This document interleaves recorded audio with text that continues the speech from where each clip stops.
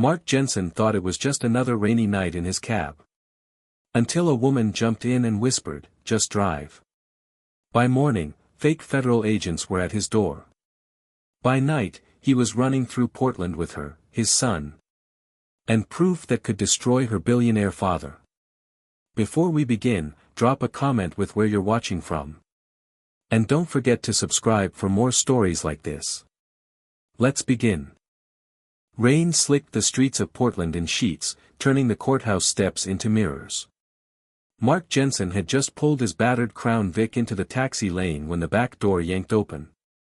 A woman in a velvet jacket slid in, breath fogging the glass. "Please, just drive. Don't stop until I tell you."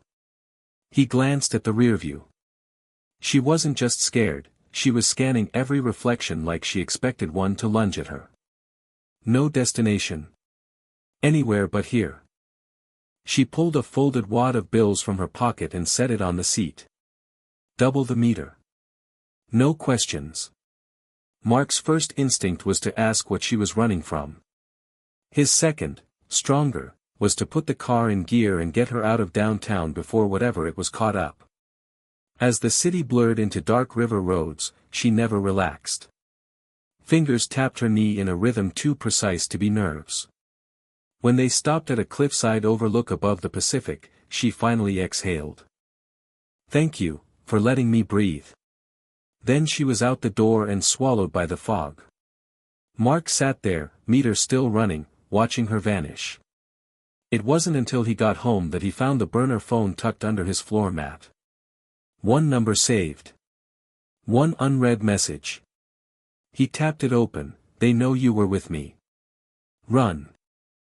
And in the driveway, beneath the low hiss of rain, a black SUV slowed to a crawl in front of his house, just long enough for someone inside to take a photo of his license plate. Mark barely slept. Every time headlights passed his window, he thought of that black SUV. By morning, the rain had turned to a thin, needling drizzle, the kind Portlanders ignored, but he felt every drop. The knock came at 9:12 a.m. sharp.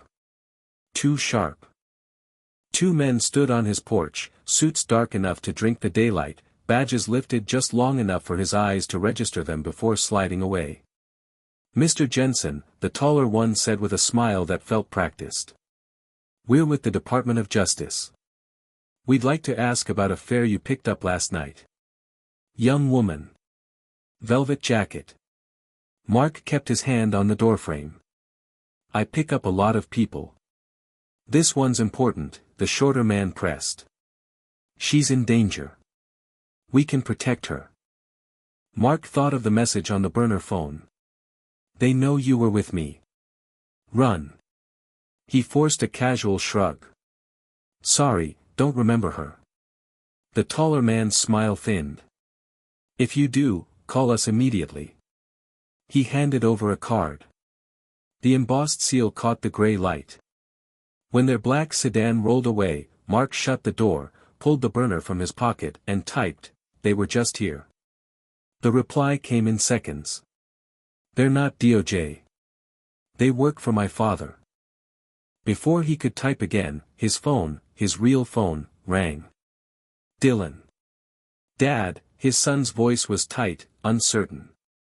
"There's a black SUV across from school. The driver's been staring at the building for 20 minutes. Mark grabbed his keys. "Stay inside, find a teacher." "I'm coming." As he tore down the wet streets, a figure stepped out from the school's side entrance, hood up, head turning toward his cab. Marie was waiting just inside the school's side doors, framed by the noise of lockers slamming and kids spilling into the hall. Her hood shadowed her face, but her eyes locked on his like she'd been counting the seconds. "Your kid's in the cafeteria," she said before he could speak. "Safer there than walking out with us." "You texted him?" Mark asked, his voice low. "I used the office phone. Told the staff I was your sister bringing medicine. They believed it. We need to move now." They cut through a hallway half empty between bells. Every few steps, Marie's head turned toward the windows, scanning. "Those men at your door, she asked. They said DOJ. You're telling me. My father's people. He sends them first. They get there before the real agents. They reached the cafeteria. Dylan stood up the moment he saw his dad. Are we leaving? Mark nodded. Now. Outside, the drizzle was heavier, clinging to their hair and jackets. Across the street, the black SUV idled, engine running, grill pointed at them like a threat. A man's voice floated from the roll-down window, Ms. Delaney. Time to come home. Marie didn't break stride. If they get me, she said to Mark, they'll get you next. You drove me. That makes you a threat. The SUV's door opened. A man in a suit stepped out, slow, deliberate. Marie's hand brushed his arm. Please, drive like you mean it. Mark shoved Dylan into the back seat, Marie into the front, and hit the gas. Behind them, the school bell rang, but it didn't sound like any dismissal Mark had ever heard. Mark didn't waste time with the main road. He swung left into a narrow street lined with warehouses, tires hissing over wet asphalt. The SUV followed at a measured distance, never rushing, never falling back, like a cat letting the mouse burn itself out. Marie twisted in her seat, eyes on the mirrors. 2 inside, maybe 3. Driver's trained, he's not crowding us because he knows where we'll choke up. You've done this before? Mark asked. Once or twice, she said without humor. A block ahead, a yellow light flashed over a rising rail gate. Mark punched it, clearing the tracks just as the barrier dropped. The SUV stopped on the other side, idling. That buys us 2 minutes, he said, cutting down another side street. He reached for his phone and hit a number he hadn't called in years. Hector. I need the Nova. Now. On the other end, a low laugh. That old beast? You still know how to drive stick? Guess we'll find out, Mark said. 10 minutes later, they slid behind Hector's body shop. The old Marine met them at the side door, tossing Mark a key ring. Don't scratch her. The '72 Nova rumbled to life like it had been waiting for this day. Dylan scrambled into the back seat, wide-eyed. As they pulled out, Marie finally exhaled. There's one place left I can hide. But to get in, I need a code, and it's locked in my father's Portland office. Mark shot her a look. We just ran from those guys, and you want to go knock on the front door. Her lips curved in something that wasn't quite a smile. Not the front door. Delaney Tower rose from the rain-slick streets like a steel cliff, every window lit in orderly rows. Mark eased the Nova into the underground ramp, headlights off. The security arm dropped halfway before Marie swiped her old ID, the gate stuttered, then rose. Inside, they moved like shadows through the service corridors. Marie knew every blind spot, every camera with a glitch. Mark handled the rest, zip-tying a motion sensor here, wedging a stairwell door there. On the 27th floor, the glass walls reflected their tension. At the far end of the hall, a frosted door read executive records. Marie keyed them in. Behind a false panel in the wall sat a fireproof case. She tapped in a code and lifted out a slim black device no bigger than a wallet. That's it? Mark asked. That's everything. The lights went out. When they came back, Franklin Delaney stood in the doorway, flanked by 2 men built like vault doors. His suit was immaculate, his smile even more so. Marianne, he said softly, as if the name itself were a leash. You look tired. It's Marie now, she replied. His gaze shifted to Mark. Mr. Jensen. I've done my homework. Marine veteran. Single father. You could use $500,000, no questions, no consequences. Leave her here with me. Mark stepped forward, putting himself between them. You can't buy what you've already lost.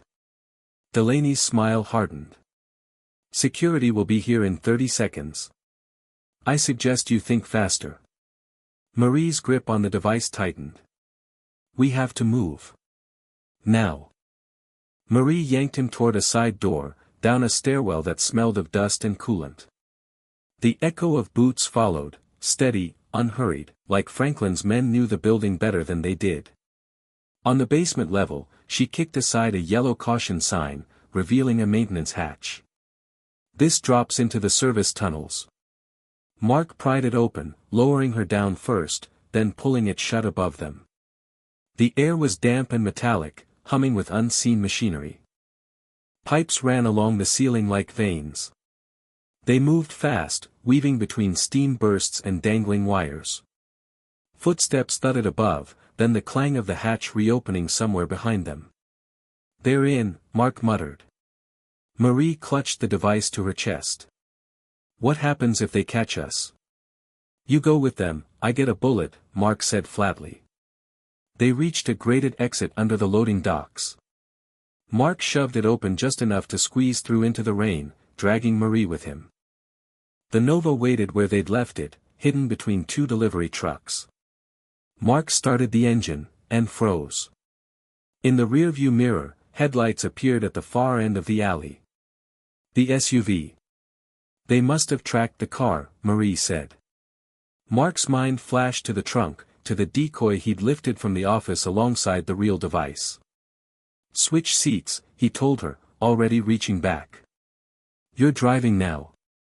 She blinked. Why? Because I'm about to give them something they want, and follow them to wherever they take it. Mark slid out of the Nova, rain plastering his hair to his head. He held the decoy device in one hand, just visible enough as he stepped into the alley.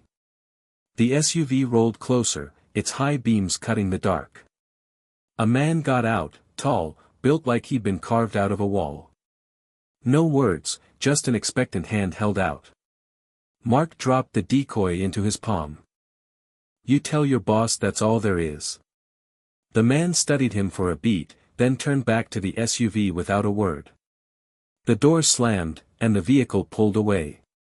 Mark ducked behind the trucks, waving at Marie. She eased the Nova out and fell in 3 car lengths behind the SUV, keeping to the shadows. For 20 minutes they tailed it through the wet maze of Portland's industrial district, past warehouses and dark piers. Finally, the SUV turned down an unlit road toward a cluster of low buildings by the river. It pulled into a fenced compound, gates sliding shut behind it. Marie killed the Nova's lights. We can't get in there. Mark's eyes scanned the fence, the guard hut, the stack of shipping containers inside. Not through the front. He pointed to a derelict pier extending from the next lot over. We get in from the water. Marie frowned. You've done this before. Mark's mouth quirked. Let's just say I've had practice being where I wasn't supposed to be. She hesitated. And if they catch us? Then you'll finally get to see how stubborn I really am. They left the Nova in the shadow of a rusted crane and crept along the slick boards of the abandoned pier. The river below slapped against the pilings, carrying the smell of diesel and cold metal. Mark found a gap in the fence where it met the waterline, just wide enough to slide through if you didn't mind getting soaked. They waded in up to their waists, the current tugging at their legs, until they could haul themselves onto the gravel inside the compound. From here, the place looked worse, low concrete buildings, harsh white lights, the hum of generators. Somewhere nearby, men's voices carried over the rain. Stay here, Mark whispered, slipping along the shadow of a container stack. He rounded the corner, and stopped. Marie was there. Hands bound, standing under the guard of the tall man from the SUV. But her eyes weren't panicked, they were locked on his, sharp and deliberate. In that split second, Mark understood, she'd let them take her. The guard smirked. Guess the cabbie couldn't stay away. Mark raised his hands slowly. I came for the trade. You keep her, you get the device. He nodded toward his jacket pocket, where the decoy waited. The guard stepped forward to take it. The moment his hands closed around the fake, Mark slammed his shoulder into him. knocking him off balance. From somewhere in Marie's coat, a small, flat object clattered to the ground, the real device. She'd had it all along. The guard's shout brought boots pounding from every direction. Mark snatched the real device off the gravel and shoved it into Marie's bound hands. "Hold this," he said, yanking a small cylinder from his jacket, one of the old smoke grenades he'd kept since his Marine days. He popped the pin and hurled it toward the oncoming footsteps. A billow of thick gray swallowed the compound. Coughs and curses echoed as shadows scrambled in the haze. Mark grabbed Marie's arm. "Run!" They weaved through the maze of containers, Mark counting turns to avoid dead ends. The chain-link fence loomed ahead, topped with coils of wet razor wire. "No way over," Marie hissed. Mark's eyes swept the lot, then fixed on a stack of steel drums by the far wall. "There." They scrambled up, the drums wobbling under their weight. Mark boosted her to the top, then followed, dropping hard to the muddy lot outside. Gunshots cracked behind them. Metal pinged. Mark pulled Marie toward the pier, both of them half-sliding down the slick bank into the river. The shock of the cold stole his breath. They swam for the gap in the fence, the current helping carry them out of range. By the time they reached the Nova, rain was pounding so hard it blurred the streetlights. Marie clutched the device under her coat, shaking from more than the cold. "Where to?" she asked. Mark started the engine. "Somewhere they won't follow, and someone who'll take this off our hands." They rolled into the diner lot a little after midnight, the rain turning the asphalt into a rippling mirror. A lone sedan sat under a flickering neon sign. Two people stepped out, a man and a woman in plain jackets. "Jensen," the woman called. "Agent Rowe. This is Agent Valdez. You have something for us?" Mark looked at Marie. She met his gaze, pulled the slim black device from inside her coat, and handed it over. "This will bury him," she said. Rowe sealed it in an evidence pouch. "It will. And for the record, you both handled yourselves better than most we work with." Valdez stepped forward, eyes on Mark. "We move people like Marie all the time. Witnesses, whistleblowers, people who need to disappear fast. You've got the instincts, the calm, and the backbone. Ever think about doing it for a living?" Mark arched a brow. "You're offering me a job." "Call it an invitation," Valdez said. "You'd be on call, good pay, federal clearance. And you'd still be home for your son." Mark didn't answer right away. He glanced at Marie, rain dripping from her hair, a half-smile tugging at her lips. "You should take it," she said softly. "You're built for this." Weeks later, Franklin Delaney's indictment led every news cycle. Dylan's tuition was mysteriously covered, no sender listed. Mark's nights were spent behind the wheel again, but now, the passengers in his back seat were people whose lives depended on him getting them to the next safe place. Marie stayed in Portland. She worked days at the bike shop with him, and some nights she rode along, her hand resting lightly over his on the console. Some fares changed your night. Marie had changed his life. And as far as Mark was concerned, this was one road he wasn't planning on turning off. Thanks for watching, like and subscribe for more stories that stay with you.